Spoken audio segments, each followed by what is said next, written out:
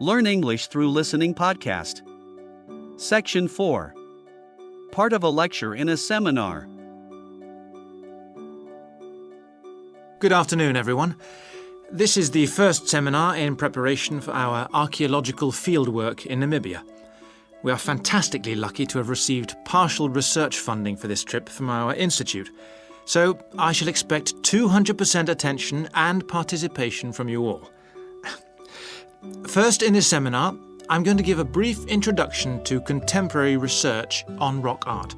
And in the second part, I'm going to give you some do's and don'ts for our fieldwork trip in April. So please listen very carefully. I'm first going to focus on the interpretation of rock art in Namibia. We are very fortunate to be going to an area where you can find some of the most important sites in the entire world. And I hope to show you how easy it is for everyone to make mistakes in looking at cultures which are different from our own, the first and most important lesson we have to learn. In Namibia, there are both paintings and engravings. That's where the surface of the rock is cut out. Many of the engravings show footprints of animals, and most scholars used to think that the purpose of these was simple and obvious. This rock art was like a school book with pictures to teach children about tracks, which track belonged to which animal, giraffe, lion, and so on. But there were some mysteries. First, when you look at a typical Namibian painting or engraving, you see the tracks are repeated. There are dozens of tracks for the same animal. Well, you'd expect just one clear illustration if the aim was to teach tracking.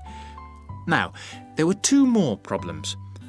Why are some of the engravings of animals very accurate, as you'd expect, all clearly identifiable, and others quite unrealistic? And another mystery. Some of these unrealistic animals, that's in the engravings, seem to be half human. Some, for example, have got human faces. Many researchers now think that these were pictures the wise men engraved of themselves. They believed they could use magic to control the animals they had drawn, so the hunters could then catch them for food. This shows you some of the dangers of coming from one culture to another, as we'll be doing, without understanding it fully. Scholars imagined that children looked at rock art pictures to learn to track, just because they themselves had learnt skills from pictures. Many researchers now believe that rock art had a much more complex purpose. And we'll talk more about it next week. Now, before I invite you to join in a discussion in this second part of the seminar, I'd like to make some very important points about our fieldwork, and in fact any field trip to look at rock art. We're going to a number of sites, and we won't always be together.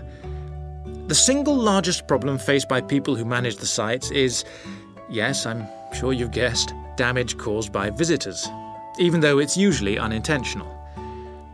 Whenever you do go to a site, don't forget you can learn many things from observing at a distance instead of walking all over it. This can really help to reduce visitor pressure. People often say, well, there's only two of us, and just this one time. But maybe thousands of people are saying the same thing. And then, some basic rules to guide you. We'll have our own camp near a village, but remember never to camp on a site if you go on your own. It may be disrespectful to the people of that culture, and certainly don't make fires, however romantic it may seem. It's really dangerous in dry areas, and you can easily burn priceless undiscovered material by doing so. So, how are we going to enjoy the rock art on our field trip? By looking at it, drawing it, and photographing it. Never by touching it or even tracing it. Rock art is fragile and precious. Remember that climbing on rocks and in caves can destroy in a moment what has lasted for centuries. So, no heroics in Namibia, please. Try to be extra careful and help others to be too. Oh, and lastly, please don't even move rocks or branches to take photographs. You should leave the site intact. I'm sure I can rely on you to do that. Well, that's about all I want to say before today's first discussion. But if you have any questions, please ask them now. Oh, and don't forget you'll find some fascinating information about worldwide sites on the internet. Right, first question then.